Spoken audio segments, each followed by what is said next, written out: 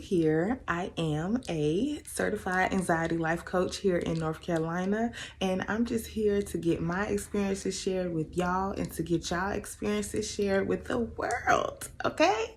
So I think we can do that. We can do that. We can do that. Let's go. So, what we're going to get into today is talking about anxiety as an artist slash entrepreneur. If you're an artist in any type of field, whether it's music, hair, makeup, clothes, if you're an artist and you have putting yourself out there, more than likely you suffer with some type of anxiety. Okay. And if you're an entrepreneur, you know that is your art. Okay. And so many things come with being an entrepreneur that we don't even talk about. We just see the glitz and the glam of it, and we see how everybody, makes it to a certain point, either quickly or slowly, whatever. We just see this and we don't know the half of what goes on behind those closed doors. Okay. So we're going to take a little peek behind that door, and you're going to get it firsthand from me if you ain't got it nowhere else, okay? So let's get into it. Now, the first question that we have is, how does anxiety affect people and their brand as an artist? So, anxiety very much affects your brand because you have to network, okay? No matter what, you have to try to get yourself out there to a point.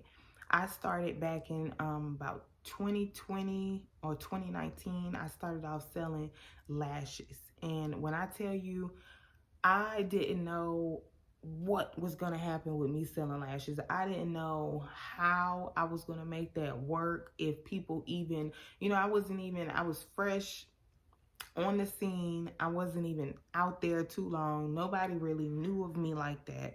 So when you're establishing a brand and when you're putting yourself out there, everything matters. Okay? Everything matters. And you have to structure yourself to where people will know your brand, okay? And when I did this, I took off. Like, I recuperated my money 3 times over, and I didn't really take any major losses with that. I loved the selling of the lashes. I loved doing that, the makeup, the hair, all that stuff. But it just got to a point where anxiety was taking over, frustration kicked in, and I did not feel like getting up every day and putting makeup on or doing this. I would have rather have millions of other beautiful women put my stuff on, put that on, and go out there and just represent the brand. You know what I mean? Because that's what I was always about. Moody Girl Beauty, okay? The brand. I represent the brand. And you got to protect the brand. Okay? So, anxiety very much can affect your brand because you will get into a mode where you want to connect and you want to network with a lot of people, but a lot of people don't have good motives for you. They don't. And that's just as simple, and that's just something that you're going to have to learn in your business journey. Like, it's inevitable. You can't avoid it. You just have to learn to make smarter decisions and learn who you can and cannot trust, who you can and cannot network with, because everybody is not for you. Okay? And that's number one thing that will mess with your anxiety. Your intuition, baby, is going to kick in, and it's going to let you know what situation is not good for you. Okay, and that will cause you a lot of anxiety. And also trying to people please and overextend yourself and give away your product or give away your sauce for free, that will cause you a lot of anxiety. So that is the number one thing that I see in how it affects people's brands. The anxiety of it all. Also, people's anxiety will cause them to be super rude to people for no reason. And I've noticed that. So when you are out there and you're putting yourself out there as an artist or an entrepreneur, anxiety is going to be a part of your life. one way or another.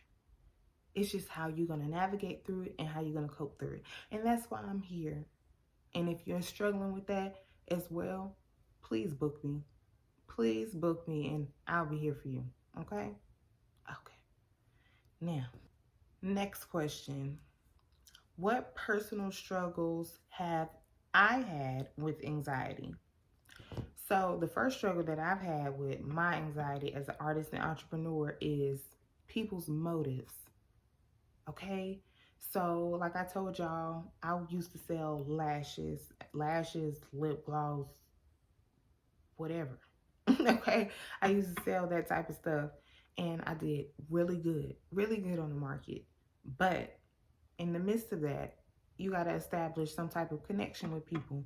And my establishment, I'm a very giving person, so I love giving back. I love, just doing things like that. So that was my way of showing my connection with people. Even if I wasn't there in the physical, I wanted you to get my product and I wanted you to feel exactly how I felt when I put this on, when I put my energy into this. Felt so alive, so beautiful, so confident.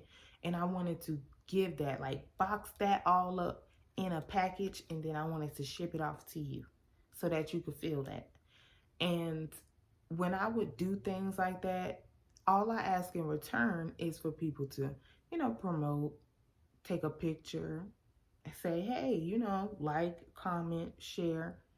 And I would have a lot of other girls who had more following than me, because I believe in connecting with people who have more than you so that you can get yourself established, but not for using someone. You're there to learn and then do your own thing. But connection is key. So when I was able to get my products and spend all of my own hard-earned money on this stuff, and I send it out to people and they, come up with some type of agreement with me, and they like, yeah, I'll do this. I'll promote it on my page. Girl, baby, the number one thing that'll make you flip out, your brand is like your kids, okay? And when people is playing with your brand and people is playing with your work that you put in and your effort that you put in, your hard-earned money, you take that a little bit more personal, okay? So it is not nice and it's not okay to steal products from people. In my opinion, it's real thrifty. It's real thrifty, okay? And those people know who they are. But stealing products from people, running out on people, not paying people, it's real thrifty. And I believe solely in karma. So don't do things to people that you wouldn't want done to you. That was my number one thing. And then the second thing that I suffered with was lack of support, whether it was support from anybody, just the lack of support when you're trying to get to a certain place and people see your ambition and they see your drive. And personally, when you are actually a threat to those people or they see you wanting to excel, why wouldn't you want to see another person excel? But unfortunately, we live in a society where that's just not common. That's just not regular. So we're trying to get to that point. Over here, we're going to get to that point. Over here, we're going to support each other. Over here, we're going to do everything that we have to do to make this work. Okay? Because we all have, it's too much money out here in the world. It's too much money out here in the world for us not to want to support each other. Okay? It's just way too much money and resources for us not to support each other. So when I see myself as a young, melanated, black woman out here in this society, the most lack of support that I get is from women who look like me. Women who look like me won't even acknowledge the grind. They won't even acknowledge the hustle. So as another Black woman and you gotten yourself to a point of acceleration, you should see a grind of another Black woman. When you see that she's doing her own thing and she's in her own lane, it should be no threat to you to step out and say, hey, I support you. Hey, I see what you're doing. Hey, keep going. But no, it's been a lot of that. And I would hope that would change. I would hope that would change, but you know, it is what it is, and you have to keep moving on. You have to keep moving on. Okay? So yeah, that's my personal experiences that I have with that. And the third question is, how can anxiety as an artist or entrepreneur be managed? So what I have is my 3 W's, okay? And what I like to say is, why you want to do it? Why do you want to do it? If you constantly remind yourself why you wanted to do something or why you wanted to do it in the beginning, then you will always have that motivation, that little piece of spark in your brain, you know, to keep that going. But I want y'all to drop it down in the comments of how you would manage your anxiety as an artist or entrepreneur, or just in everyday life, you know, dealing with social connections and getting to meet people. Drop that in the comments and let me know. The second one is, where would you want to be? Where do you see yourself? After your why, if you can't find a good enough reason to have a why for your whatever you're doing, you shouldn't be doing it. That's just plain and simple. Nobody's gonna find a why for you. You have to have that, you know? So where do you want to be? After your why, where do you want to be? So if I wanted to have the biggest real estate company, I'll say, okay, my why would be because I know how hard it is out here for housing. I know how the economy is going, and I want to have affordable housing, true affordable housing for people where they wouldn't even get kicked out even if they're late on one rent payment, okay? They would have a little bit more grace within their, you know, efforts if they are actual, you know, putting in that work out here. That would be my why. Where do I want to be? I want to be the person who has the most successful running company in my eyes.